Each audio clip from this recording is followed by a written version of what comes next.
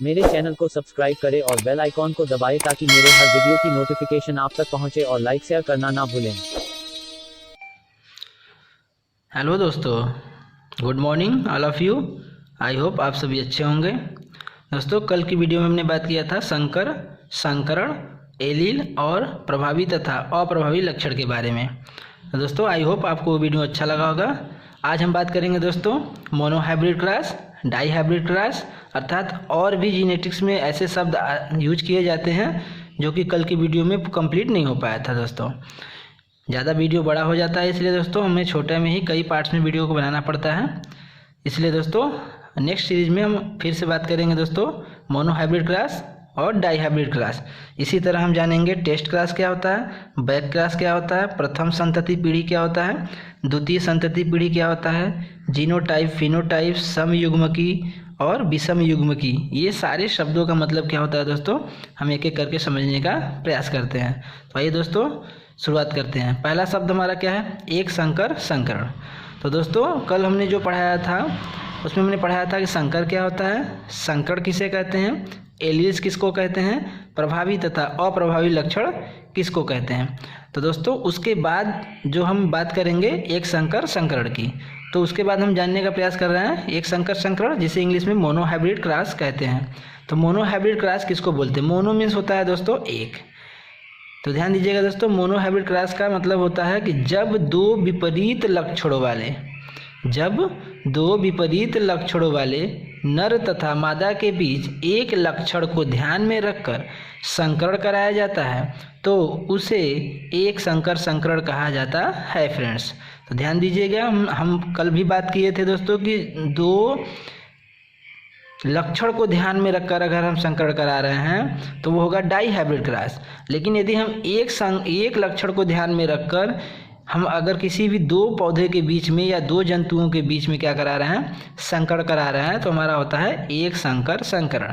तो एक संकर, संकरण का मतलब होता है दोस्तों कि हम एक लक्षण को ध्यान में रखकर अगर हमें किसी भी, जैसे हम अगर बात करें एक लक्षण को अगर हम ध्यान में रखकर किसी भी दो पौधों के बीच में एक नर पौधा होगा और एक मादा पौधा होगा। उसी तरह अगर हम जंतु की बात करें तो एक नर जंतु होगा, एक मादा जंतु होगा। तो उनके बीच हम एक लक्षण को ध्यान में रख के, इसका मेन प्रॉपर्टीज है दोस्तों वन कैरेक्टर्स।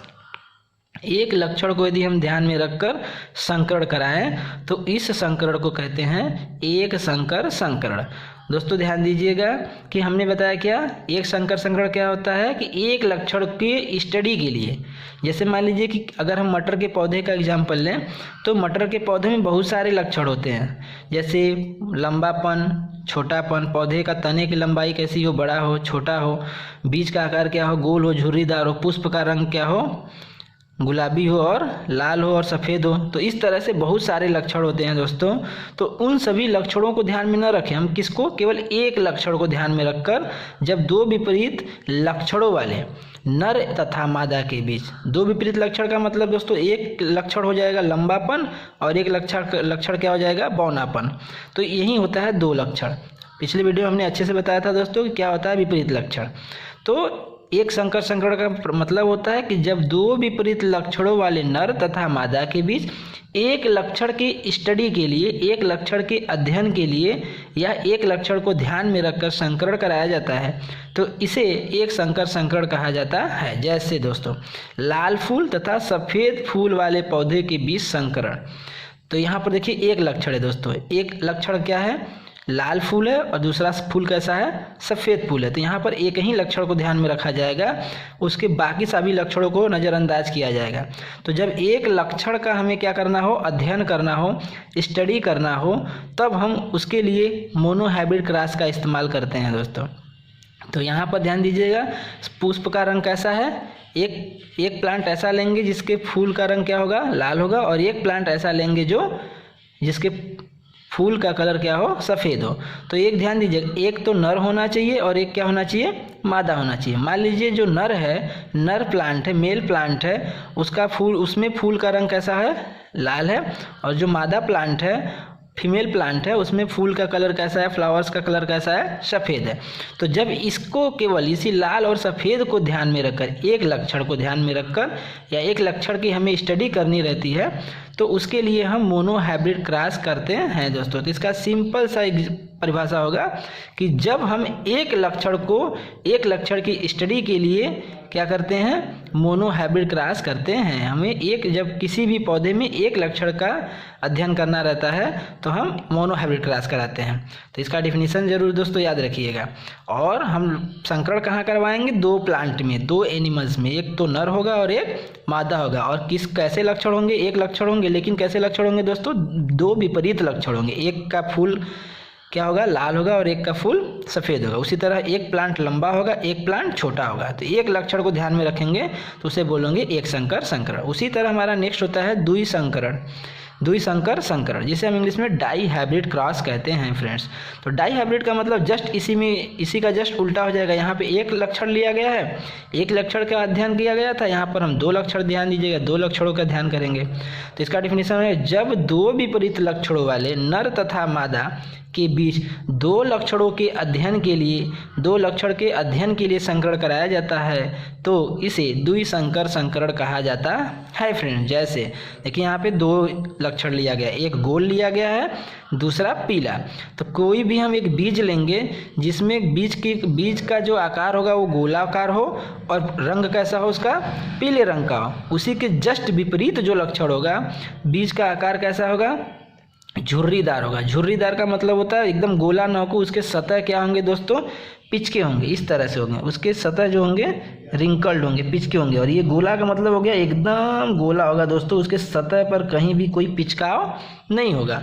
यहाँ पर देखिए पिचका हुआ है, तो इसको बोलते हैं झुर्रीदार। और इस बीज का कलर कैसा होगा, हरा रंग। तो यहाँ पे 2 कैरेक्टर लिया जा रहा है, एक कैरेक्टर गोल पीला और एक कैरेक्टर क्या है, दूसरा कैरेक्टर क्या है, झुर्रीदार हरा। तो जब हम 2 लक्षण को ध्यान में रखकर अध्ययन के लिए 2 विपरीत लक्षणों वाले नर तथा मादा के बीच संकरण कराएंगे फ्रेंड्स, तो उसे हम बोलते हैं द्विसंकर संकरण। आई होप आपको एक संकर संकरण, मोनो हाइब्रिड क्रॉस और डाई हाइब्रिड क्रॉस समझ में आएगा दोस्तों। तो फ्रेंड्स अभी हमने जाना क्या, मोनो हाइब्रिड क्रॉस और डाई हाइब्रिड क्रॉस के बारे में, जिसे हिंदी में एक संकर संकरण और द्विसंकर संकरण कहते हैं दोस्तों। तो आई होप आपको वो समझ में आएगा। अब हम बात करेंगे दोस्तों बैक क्रॉस और टेस्ट क्रॉस। बैक क्रॉस को इंग्लिश में संकर पूर्वज संकरण कहते हैं और टेस्ट क्रॉस को हिंदी में परीक्षार्थ संकरण कहते हैं, क्योंकि टेस्ट का मतलब क्या होता है दोस्तों, परीक्षा लेना। तो हम इसमें क्या करते हैं, टेस्ट क्रॉस कराते हैं। टेस्ट क्रॉस का मतलब होता है हम परीक्षा हेतु संकरण करवाते हैं। तो दोस्तों क्या होता है बैक क्रॉस और टेस्ट क्रॉस, इसे समझने का प्रयास करते हैं। तो जो हमारा बैक क्रॉस का जो डिफिनीशन है, यह वह संकरण होता है जो संतान तथा उसके जनक में से एक या तो माता हो या तो पिता के बीच संकरण कराया जाता है, तो इस संकरण को बैक क्रॉस कहते हैं दोस्तों। तो दोस्तों ध्यान दीजिएगा, बैक क्रॉस का मतलब होता है बैक क्रॉस कराएंगे, अर्थात संतान का क्रॉस किससे करवाएंगे, संतान का संकरण किससे करवाएंगे, उसके जनक से कराते हैं। अर्थात या तो माता से करवा दें या तो पिता से करवा दें, क्योंकि जनक में पेरेंट में तो दोनों आते हैं, माता या पिता। तो जो बैक क्रॉस होता है, बैक क्रॉस के अंतर्गत हम संतान का जो संकरण है वह पेरेंट से करवाते हैं, तो उसे हम बोलते हैं बैक क्रॉस। जैसे F1 फॉर हमने बताया था दोस्तों, F1 क्या होता है, फर्स्ट फीलियल जनरेशन, प्रथम संतानी पीढ़ी। तो प्रथम संतानी पीढ़ी किसको बोलेंगे दोस्तों, हमने पिछले वीडियो में बताया था, अभी इस वीडियो में भी बताएंगे दोस्तों, अभी आगे इसी के क्रम में आएगा। तो F1 मतलब होता है प्रथम संतानी पीढ़ी, फर्स्ट फीलियल जनरेशन। उसका संकरण कराते हैं, क्रॉस करवाते हैं किससे दोस्तों, पेरेंट से। तो पेरेंट या तो माता हो सकती हैं या तो पिता हो सकती हैं। तो जब पेरेंट का क्रॉस F1 संतति से करवाते हैं दोस्तों, संतान से करवाते हैं, तो उससे हम बोलते हैं क्या, बैक क्रॉस। ध्यान दीजिएगा, F1 जनरेशन के संतान से ही पेरेंट का क्रॉस करवाया जाएगा, F2 F3 F4 से नहीं करवाया जाएगा। संतान के जो दोस्तों पीढ़ी होती है संतानों की, वो F1 होता है, F2 होता है, F3 होता है। तो F1 क्या होता है, F2 क्या होता है दोस्तों, हम अभी समझने का प्रयास करेंगे। तो F1 का मतलब हो गया कि एक माता पिता से, जैसे ये नर और मादा माता पिता है, इनकी जो संतानें होंगी वो फर्स्ट जनरेशन कहलाएंगी। फर्स्ट जनरेशन कहलाएगी, प्रथम संतान कहलाएगी। और जब संतानों के संतान होते हैं तो उसे हम बोलते हैं दोस्तों क्या, F2 जनरेशन। फिर उस संतान का यदि संतान होगा उसे बोलेंगे F3 जनरेशन। तो F1 आई होप समझ में आएगा दोस्तों। तो बैक क्रॉस के अंतर्गत हम क्या करते हैं, बैक क्रॉस के अंतर्गत संकर पूर्वज संकरण के अंतर्गत हम F1 प्रथम फीलियल जनरेशन के बच्चों का क्रॉस पेरेंट में से किसी एक से करवाएंगे, या तो माता से करवाइए या तो पिता से, दोनों से नहीं दोस्तों, किसी एक से, तो उसे हम बोलते हैं बैक क्रॉस। नेक्स्ट हमारा क्या है, टेस्ट क्रॉस, परीक्षार्थ संकरण। तो टेस्ट क्रॉस में हम क्या देखते हैं दोस्तों, ऐसा संकरण जो संतान F1 दोस्तों, F1 तथा अप्रभावी जनक के बीच कराया जाता है तो उसे हम बोलते हैं टेस्ट क्रॉस। देखिए यहाँ पे हमने लिखा भी दोस्तों, F1 का क्रॉस किससे करा रहे हैं, रिसेसिव पेरेंट से करा रहे हैं। रिसेसिव मीन्स होता है दोस्तों अप्रभावी, और पेरेंट मीन्स क्या होता है, अभिभावक या जनक। तो दोस्तों क्या होता है प्रभावी और क्या होता है अप्रभावी, इसके बारे में हमने पिछले वीडियो में अच्छे से बताया है दोस्तों। तो अप्रभावी जनक का जो क्रॉस है वो किससे करवाते हैं, F1 संतति से करवाते हैं, तो उससे हम बोलते हैं टेस्ट क्रॉस। तो दोस्तों अब आगे जानने का प्रयास करेंगे कि प्रथम पुत्री या संतति पीढ़ी किसको बोलते हैं, जिसे F1 पीढ़ी, इंग्लिश में इसे फर्स्ट फिलियल जनरेशन बोलते हैं। जनरेशन मीन्स होता है दोस्तों पीढ़ी, first means first, filial means संतति। तो दोस्तों हमारा जो प्रथम संतति पीढ़ी है उसको कैसे जानेंगे, तो जब दो जनकों के बीच संकरण कराने के फलस्वरूप उत्पन्न पीढ़ी को F1 पीढ़ी कहते हैं दोस्तों। तो दो पेरेंट हम कोई, जैसे मान लीजिए एक लड़के की शादी एक लड़की से होता है तो उसके जो संतान होंगे उसे हम बोलेंगे प्रथम संतति पीढ़ी। अब उसी लड़के की पुनः किसी लड़की से शादी हो तो वो क्या होगा दोस्तों, उसके जो बच्चे होंगे उसको बोलते हैं F2 पीढ़ी, सेकेंड फिलियल जनरेशन। तो आई होप दोस्तों आपको समझ में आया होगा दोस्तों कि क्या होता है F1 पीढ़ी। तो दो जनकों के बीच संकरण कराने के फलस्वरूप उत्पन्न पीढ़ी को F1 पीढ़ी कहते हैं तथा F1 पीढ़ी में उत्पन्न संतान को प्रथम पीढ़ी की संतान कहते हैं दोस्तों। तो जो F1 पीढ़ी में जो बच्चे पैदा होंगे उसको हम बोलेंगे प्रथम पीढ़ी की संतान दोस्तों, बोलेंगे क्या बोलेंगे, प्रथम पीढ़ी की संतान। प्रथम पीढ़ी तो हो जाएगा जिस पीढ़ी में बच्चे उत्पन्न होंगे। तो दो जनकों के बीच अगर हम संकरण कराते हैं तो उनसे जो पौधा उत्पन्न होगा उसको हम बोलेंगे दोस्तों F1 पीढ़ी, F1 पीढ़ी कहेंगे, और उस पीढ़ी में जो संतति उत्पन्न होती है उसे हम बोलते हैं प्रथम पीढ़ी की संतान कहते हैं दोस्तों। तो आई होप आपको समझ में आएगा दोस्तों F1 पीढ़ी क्या होता है। दोस्तों फिर से एक बार पुनः, दो जनकों के बीच संकरण कराने के फलस्वरूप उत्पन्न पीढ़ी को F1 पीढ़ी कहते हैं और F1 पीढ़ी में उत्पन्न संतान को प्रथम पीढ़ी की संतान कहते हैं दोस्तों। सपोज दैट मान लीजिए हमने दो प्लांट लिया, एक प्लांट क्या है लंबा है और एक प्लांट क्या है छोटा है दोस्तों, एक नर है और एक मादा। इन दोनों से हम क्या किए, इन दोनों से जो बीज उत्पन्न हुए इन दोनों में हमने क्या कराया, संकरण करवा दिया दोस्तों। संकरण क्या होता है दोस्तों, एक टॉपिक हम बनाएंगे उस पर, संकरण जिसे हम इंग्लिश में बोलते हैं पॉलिनेशन। तो संकरण क्या होता है हम समझने का प्रयास करेंगे अच्छे से। तो संकरण एक तरह का हमारा क्या है दोस्तों, निषेचन की क्रिया है, जिसके अंतर्गत हम क्या करते हैं, एक पौधे का दूसरे पौधे का क्रॉस करा के नया संतति उत्पन्न करते हैं।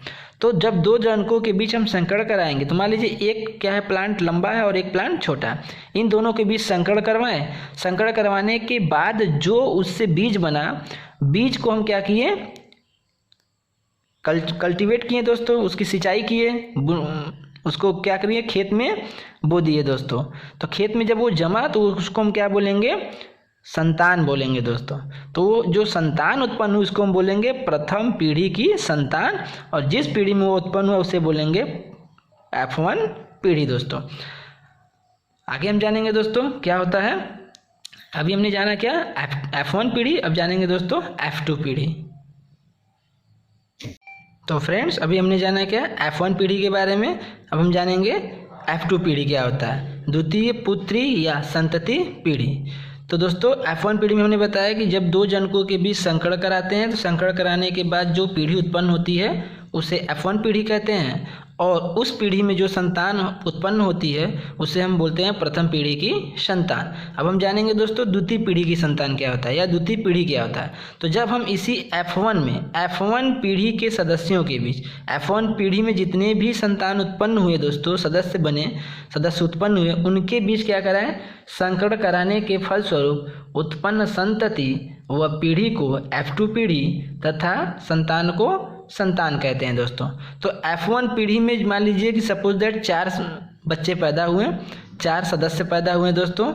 4 सदस्य जो हुए उनमें हम संकरण करवा दें, तो उनमें संकरण कराने के बाद जो पीढ़ी बनती है उसे हम F2 पीढ़ी कहेंगे, और जो उस पीढ़ी में संतान उत्पन्न होगा उसे हम बोलेंगे F2 पीढ़ी की संतान। तो F1 पीढ़ी के सदस्यों के बीच संकरण कराने के फलस्वरूप उत्पन्न संतति को व पीढ़ी को F2 पीढ़ी और संतान को F2 पीढ़ी की संतान कहते हैं फ्रेंड्स। तो फ्रेंड्स अभी हमने जाना क्या, F1 पीढ़ी और F2 पीढ़ी, F1 की संतान और F2 पीढ़ी की संतान क्या होती है। अब हम जानेंगे दोस्तों जीनोटाइप और फिनोटाइप। जीनोटाइप को हिंदू में जीनोटाइप ही कहते हैं दोस्तों, समजीनी भी कहते हैं, और फिनोटाइप को फिनोटाइप कहते हैं। तो क्या होता है दोस्तों जीनोटाइप और फिनोटाइप। जीनोटाइप क्या होता है दोस्तों, किसी जीव की जीनी संरचना को जीनोटाइप कहते हैं। तो दोस्तों किसी भी जीव हो, कोई भी जीव हो, चाहे वो प्लांट हो चाहे वो कोई एनिमल्स हो, उसके जीन की संरचना क्या है दोस्तों, जीन में कौन कौन से लक्षण मौजूद हैं, उसी को हम बोलते हैं दोस्तों जीनोटाइप। तो जीनोटाइप की डिफिनेशन याद रखिए, किसी जीव की जीनी संरचना को जीनोटाइप या समजीनी कहते हैं फ्रेंड्स। तो सपोज दैट मान लीजिए जो फिनोटाइप समझिए, अभी फिनोटाइप जब समझेंगे तभी आपको जीनोटाइप समझ में आएगा। जैसे फिनोटाइप किसको कहा जाता है, बाह्य रूप से दिखाई देने वाले लक्षणों को किसी भी जीव की बाह्य रूप में दिखाई देने वाले लक्षणों को फिनोटाइप कहते हैं। जैसे सपोज दैट मान लीजिए पौधा हमें पहले देखने में कैसा लग रहा है, लंबा दिख रहा है कि छोटा दिख रहा है, उसका फूल लाल है या सफ़ेद है, उसके बीज गोल हैं या झुर्रीदार हैं। तो जो बाहर से ही हमें लक्षण दिखाई दे रहा है, जैसे अगर हम किसी जानवर की बात करें तो जानवर जो है वो लंबा शरीर वाला है कि छोटा कद वाला शरीर है, गोरा है कि काला है। तो दोस्तों जो बाहर से ही हमें व्यक्ति के अंदर, किसी जीव के अंदर जो लक्षण दिखाई देता है उसे बोलते हैं फिनोटाइप कैरेक्टर। तो फिनोटाइप दोस्तों आपको समझ में आया होगा, बाह्य रूप से, बाहरी रूप से ही जो लक्षण हमें दिख जाए उसको बोलते हैं फिनोटाइप। अब जीनोटाइप क्या होता है दोस्तों, ये हमें बाहरी रूप से दिखाई नहीं देता, ये किसी भी जीव के जीन में उपस्थित लक्षण को बोलते हैं। तो किसी भी व्यक्ति के जीन में अब क्या लक्षण उपस्थित है वो हमें पता तो ऐसे चलेगा नहीं दोस्तों, बाहर से ही दिखाई तो देगा नहीं। इसलिए जीनोटाइप को हम क्या कहते हैं, किसी भी जीव की जीनी संरचना को ही जीनोटाइप कहते हैं, अर्थात जीन की संरचना।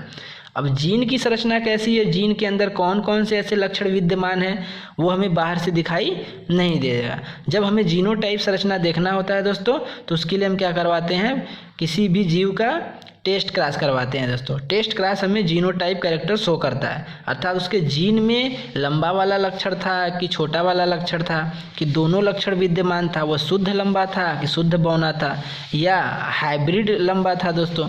तो किस तरह का लंबा था ये कैसे पता चलेगा, जीनोटाइप को जीनोटाइप में हमें जीनोटाइप ही हमें बताता है कि किसी भी जीव के जीन की संरचना क्या है, जीन में उसके कौन कौन से लक्षण विद्यमान है, इसी को बोला जाता है जीनोटाइप। फिर से एक बार दोस्तों जीनोटाइप को अच्छे से समझिएगा, किसी भी जीव के जीन में जो कैरेक्टर उपस्थित होते हैं जीन की संरचना में, जीन की संरचना को जीनोटाइप कहा जाता है, अर्थात उसके जीन की संरचना कैसी है, उसके जीन में कौन कौन से लक्षण विद्यमान है। जैसे लंबा वाला लक्षण विद्यमान है कि छोटा वाला बौनापन वाला लक्षण विद्यमान है। उसी तरह अगर हम बात करें कि उसके जीन के अंदर जो फूल का कलर है वो फूल का कलर रेड कलर का है कि सफ़ेद कलर का है, तो दोस्तों वो किस कलर का शो करेगा, तो वो तो उसके जीन में है, वो हमें तो दिखाई नहीं देगा।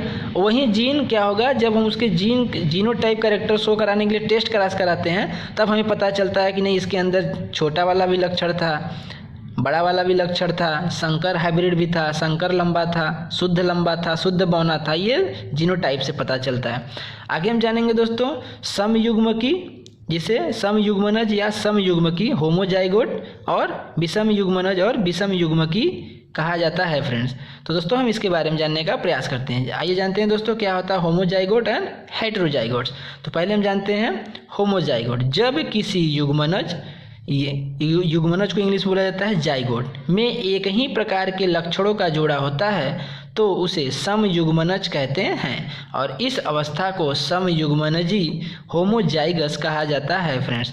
तो समयुग्मनज का मतलब होता है जब कोई युग्मनज या किसी भी जाइगोट में एक ही लक्षणों केवल क्या हो दोस्तों, केवल एक ही प्रकार के लक्षणों का जोड़ा होता है तो उसे समयुग्मनज कहते हैं, होमोजाइगोट कहते हैं फ्रेंड्स। और इस अवस्था को, जिस अवस्था के अंतर्गत ये लक्षण विद्यमान होते हैं, उस अवस्था को समयुग्मनजी होमोजाइगस कहा जाता है। जैसे अगर हम किसी जाइगोट की बात करें, युग्मनज की बात करें, तो उसके अंदर अगर मान लीजिए कैपिटल टी का मतलब क्या होता है दोस्तों, शुद्ध लंबा। स्मॉल टी का मतलब क्या होता है, शुद्ध बौनापन। कैपिटल आर का मतलब क्या होता है फ्रेंड्स, लाल पुष्प वाला फूल पौधा। उसी तरह स्मॉल टी की हम बात करें तो उसमें क्या हो गया, शुद्ध सफ़ेद पुष्प वाला पौधा। तो ये हो गया लंबेपन वाला पौधा, बौनापन वाला पौधा, लाल पुष्प वाला पौधा और सफ़ेद पुष्प वाला पौधा।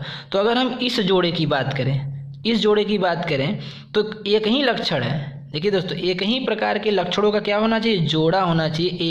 एलिल्स को ही क्या बोलते हैं दोस्तों, जोड़ा। तो आपको दोस्तों एलिल्स के बारे में जानना हो तो मेरा पिछला वीडियो जरूर देखें। तो दोस्तों, तो ये एक जोड़े को हम क्या बोलते हैं, एलिल्स। तो ये एक जोड़ा एक ही प्रकार के लक्षण को शो कर रहा है। वो किस प्रकार का लक्षण है, शुद्ध लंबा। अगर हम इस संतति को क्या करें, कल्टीवेट करें दोस्तों, तो ये इससे जो बनने वाला पौधा होगा सब लंबे लंबे होंगे। और ये जो है शुद्ध बौना है, इससे जितने भी पौधे उगाएंगे वो सभी पौधे छोटे कद वाले होंगे। इसी तरह इस वाले पौधे को अगर हम कल्टीवेट करें तो इससे जो उत्पन्न जो पौधे होंगे वो सभी लाल पुष्प वाला पौधा होगा और इससे सफ़ेद पुष्प वाला। तो इन सभी को देखने पे लगता है कि इनमें केवल एक ही लक्षण विद्यमान है, एक ही लक्षण का जोड़ा विद्यमान है। इसी को बोलते हैं दोस्तों समयुग्मकी, और इस अवस्था को बोलते हैं समयुग्मनज। इसी तरह दोस्तों विषम युग्मनज और विषम युग्मकी की बात करें तो फ्रेंड्स इसमें क्या होता है, जब किसी युग्मनज जाइगोट में दो विपरीत लक्षणों का जोड़ा होता है तो उसे हम क्या बोलते हैं, विषम युग्मनज कहते हैं, और इस अवस्था को विषम युग्मनज हेटेरोजाइगस कहा जाता है फ्रेंड्स। तो दोस्तों अभी हमने जाना क्या, होमोजाइगोट में क्या था, एक ही प्रकार के लक्षणों का जोड़ा था। जैसे शुद्ध लंबा, इसमें शुद्ध लंबा का केवल लक्षण है, इसमें शुद्ध बौना का लक्षण है, इसमें लाल पुष्प वाला पौधे का लक्षण है, इसमें सफ़ेद पुष्प वाले पौधे का लक्षण है। तो इसमें केवल एक ही लक्षण था। लेकिन जो विषम युग्मनज है या विषम युग्मकी है, जिसे इंग्लिश में हेटेरोजाइगोट कहते हैं, इसमें क्या होगा कि दो विपरीत लक्षणों का जोड़ा होगा दोस्तों। जब किसी युग्मनज जाइगोट में दो विपरीत लक्षणों का जोड़ा होता है तो उसे, या दो लक्षण होते हैं दोस्तों, तो उसे हम क्या बोलते हैं, विषम युग्मनज कहते हैं। और इस अवस्था को विषम युग्मनजी, जिसे इंग्लिश में हेटेरोजाइगस कहा जाता है। जैसे एग्जाम्पल में आपको समझ में आएगा दोस्तों। देखिए इसमें क्या है, यहाँ पे केवल कैपिटल टी था, यहाँ पे क्या हो गया दोस्तों, कैपिटल टी स्मॉल टी। तो दोस्तों कैपिटल टी क्या है, ये तो लंबे को शो कर रहा है, लंबा पौधा इससे बनेगा, लेकिन इससे क्या बनेगा, छोटा पौधा बनेगा, बौने कद का पौधा बनेगा। ये दोनों लंबा वाला पौधा और छोटे कद का पौधा दोनों एक दूसरे में क्या हो गया, मिक्स हो गया दोस्तों। तो इसमें दो लक्षण शो हो रहे हैं, लेकिन दिखाई देगा केवल एक ही फ्रेंड। जब इस बीज को हम बोएंगे, मान लीजिए इसका बीज ये है, ये बीज है दोस्तों, ये जो इसका है ये बीज है। इस बीज को अगर हम बोएंगे तो इस बीज से लंबा पौधा बनेगा, छोटा पौधा वाला लक्षण नहीं दिखेगा दोस्तों, वो विद्यमान रहेगा। इसी को तो बोलते हैं, जो दिखा वो प्रभावी लक्षण, जो नहीं दिखा छिपा रह गया उसे हम बोलते हैं अप्रभावी लक्षण, रिसेसिव कैरेक्टर। तो इसका जो बीज है, तो इसमें देखिए दो लक्षण है, एक लंबेपन वाला पौधे का लक्षण है, एक छोटेपन पौधे वाले का लक्षण है। तो इससे जो बीज बनेगा, इसमें इसी को बोलते हैं दोस्तों, इसमें देखिए दो विपरीत लक्षण हैं। इसमें एक ही लक्षण था दोस्तों, विपरीत लक्षण नहीं था, क्योंकि ये भी देखिए लंबा वाला एलील है, ये भी लंबा वाला एलील है। ये भी छोटेपन पौधे का एलील्स है, ये भी छोटे पौधे के लक्षण को शो करेगा, ये एलील्स है।